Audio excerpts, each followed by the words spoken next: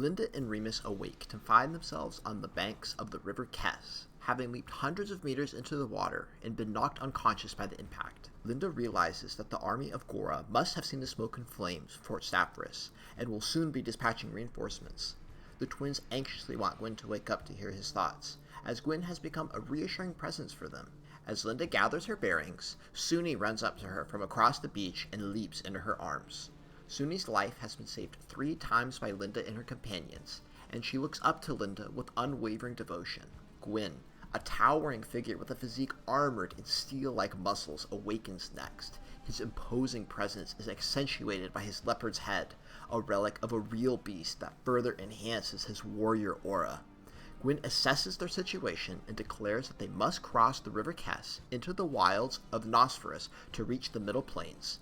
Nosferus, also known as No Man's Land, is a desolate desert filled with demons and barbarians. As they debate what to do next, a voice calls out from the nearby trees, revealing itself to be Istvan of Wallachia. Istvan, not as tall as Guin, but with a body as slender and firm as a whip, exudes an aura of untrustingness despite his bright eyes. He asks what their goal is, and Guin answers that he wants to understand who he is and the meaning of the word aura. Linda does not trust Istvan, and just says that they are following Guin, not wanting to reveal her and Remus's true identities.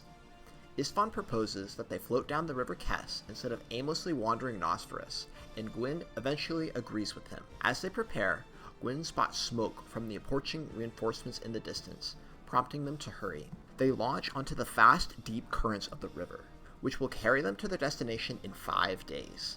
During the journey, Istvan and Linda bicker, and Remus, gripped with anxiety, clings to the raft's railing. Istvan taunts Remus by calling him weaker than Linda, attacking Remus's insecurities and causing further argument with Linda. Suddenly, Remus spots a mass of white bubbles following the raft, and a massive sea monster with spiky fangs and a huge jaw bursts from the water. Guin grabs the raft pole and swings it with all his might, blowing the creature back into the water. Remus worries that there are more monsters like that in the water, but Istvan boasts that he can fend off the next attack, irritating Linda. A warrior in white armor watches the party from a faraway cliff, and then begins running towards Fort Avalon. Once at the fort, the knight reports to Count Rickard. The knight's dignified voice surprises Count Rickard, delivering the news of Fort Stavros' annihilation and the odd party floating down the river. The White Knight takes off their helmet to reveal a beautiful young woman with golden hair and green eyes. She is Princess Amneris of Mongol, the only daughter of Duke Vlad, Commander-in-Chief of the Black Dragon War and the captain of the White Guard. She dispatches a platoon in order to retrieve the group immediately. Back on the raft, the party travels along a landscape of dark green forests on one side and desolate rock and desert on the other. Istvan talks about the miasma of Nosferus that turns living beings into monsters. As they are speaking, Gora's soldiers emerge from the woods and rush towards the raft. Guin tries to speed away, but the raft is attacked again by another river monster, capsizing the raft. In the ensuing chaos, Istvan grabs Linda and swims to the Nosferus side, while Guin rescues Suni and Remus. Guin, Linda, Remus, Istvan, and Suni set towards the land of Nosferus as the sun sets. On the opposite shore, the knights look like vague shadows before disappearing into the darkness. Count Rickard is furious at the White Knight platoon for failing to capture the raft party. In the midst of his fury, Amneris appears, her cold and mysterious eyes gleaming faintly blue-green, warning the captain against further mistakes, and announcing the dispatch of a squadron across the Kess River. She then informs Count Rickard of her intent to cross the river into No Man's Land in pursuit of the Perros twins. They discuss the logistics for their campaign, which includes constructing a temporary bridge over the volatile river Kess. The campaign extends beyond capturing the twins. It aims to conquer the Nosferus wilderness, a region the Mongol Empire has set its sights on due to the toxic miasma. Since Fort Stavros has been destroyed, they decide to march into the frontier to annihilate the major Shem tribes to prevent the Perros twins from receiving any further aid. In the middle of these preparations, Amneris calls for the mage Gaius. Amneris asks about Guin's appearance, and Gaius recounts a myth of a half-breed god, Selenos, who has the head of a leopard and is a fierce warrior. Amneris is left to question the connection between Guin and this mythical god. Shortly after, 500 men assemble in the courtyard of Fort Averon, ready for the march across the Kess River with 3 days' rations. Amneris leads the group and is the leader of the first squad to touch down in Nosferus. The soldiers are on high alert as they can feel strange creatures surrounding them in the darkness of the night. As dawn approaches, a peculiar odor permeates the air, unsettling the mage Gaius, who starts mumbling incoherently until Amneris snaps at him. As the sun rises over no man's land, Amneris spots a line of smoke behind a rock formation and orders her knights forward. The narrative then shifts to Gwyn's party, who have just swum across the river after the raft was wrecked. Exhausted, they build a fire in the dark of Nosferus. Istvan complains about their situation, arguing the impossibility of crossing no man's land on foot at night with no supplies. Gwyn urges perseverance, dismissing Istvan's talk of defeat. Suni begins chirping excitedly, communicating in their native Shem language. Gwyn translates that she wants to thank her saviors by bringing them to her tribal village, where they will help guide them through Nosferus. Istvan opposes this plan, arguing about the journey's futility and how they shouldn't be forced to rely on a bunch of monkeys. Suddenly, Linda undergoes a dramatic transformation, her face retaining its innocence, but her eyes revealing ancient wisdom. In a voice not her own, she delivers a cryptic prophecy, delivering the following message to Istvan. Now you know. Every plague does not miss the messenger who carries it because he is the messenger. You will see that the plague is always nearer, and it returns to you. When the lion star, which is strong enough to eliminate the star of your misfortune, is victorious, your star will disappear, and only then will you be at peace. Nakahara will be troubled by the misfortunes he carries through his endless travels, which will only disappear when his star is extinguished. Linda suddenly returns back to normal, and Istvan, who is usually cheeky and sarcastic, is stunned into silence and meekly agrees to follow the group. Resuming their journey, Gwyn suggests traveling at night to avoid the Mongol pursuit. Despite Istvan's distrust of the Shem, they follow Suni, who occasionally picks up angel hair floating in the air to guide them. Along the way, Istvan is attacked by a formless black amoeba-like creature. Gwyn quickly burns it off with a torch, and then smothers Istvan with his own body to put out the flames. Suni tells Istvan that he gets what he deserves, and then finds medical Nos nearby to tend to Gwyn's room. As Renus and Linda are concerned about Gwyn's burns, he says that these types of injuries happen all the time at Landok. He gasps as if he has suddenly remembered something, and they ask him what Landok is, but he does not remember. Istvan says that he knows the name of Landok, as he was a pirate when he was a boy, and remembers a white ship with a winged woman at the bow with the name Landok on the side. Gwyn says that the woman is named Aura, but he is not sure how he knows this, and decides to rest to recover from his burns. Istvan keeps watch, and the sun begins to rise. He spots Amneris and her army approaching. Suni alerts Istvan, who grabs her and flees. Amneris' army surrounds Gwyn and the twins. A temporary camp is set up where Gwyn and the twins are guarded by Mongol knights. Amneris, the commanding captain of the White Knights, orders them to be brought into her tent. As they enter, Amneris introduces herself with an air of authority, her voice carrying the weight of her rank.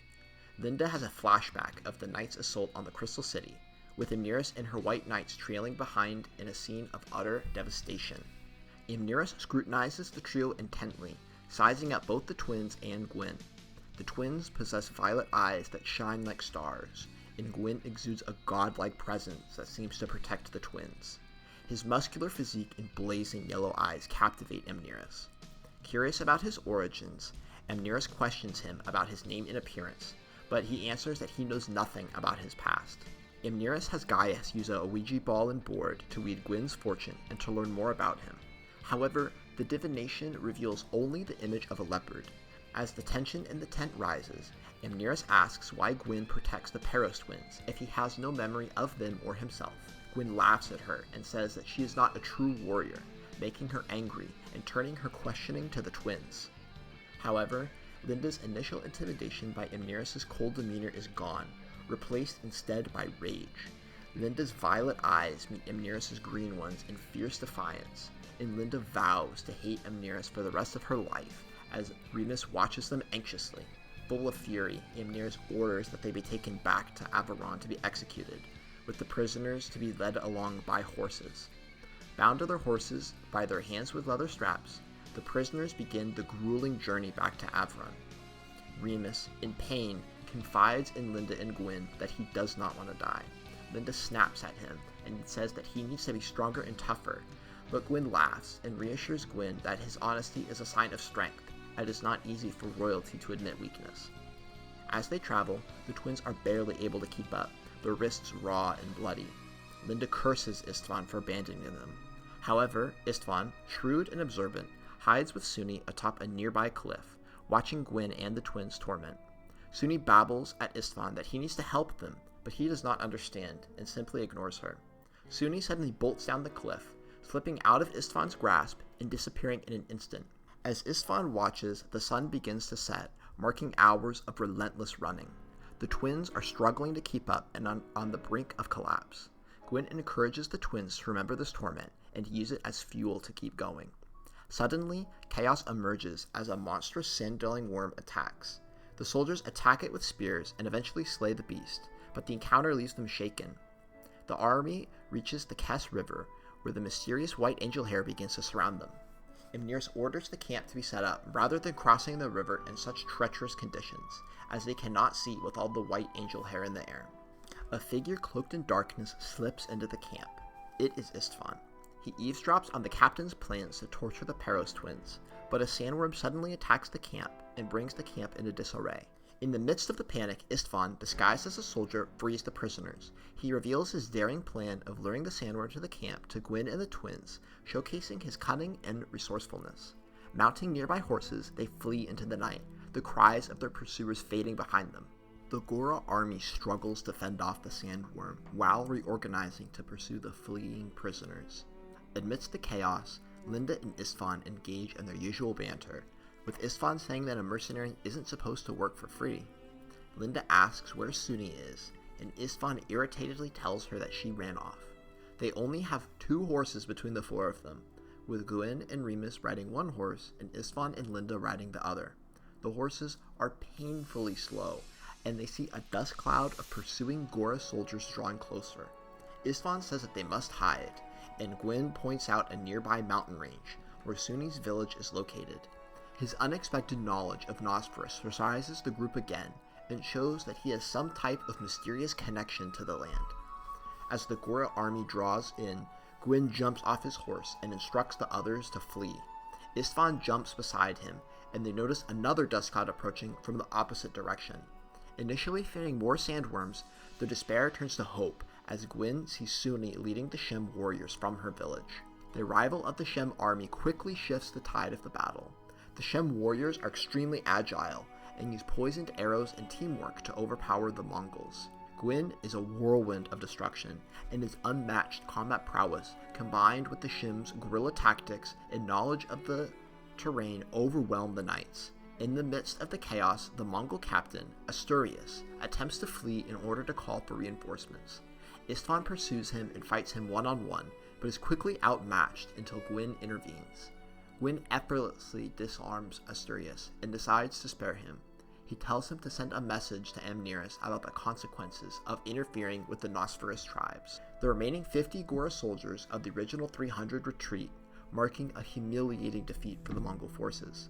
The Shem, grateful for Guin's aid, discuss their next steps. Guin is aware of the looming danger and requests 50 Shem warriors to scout for any counterattacks, with Istvan volunteering to join.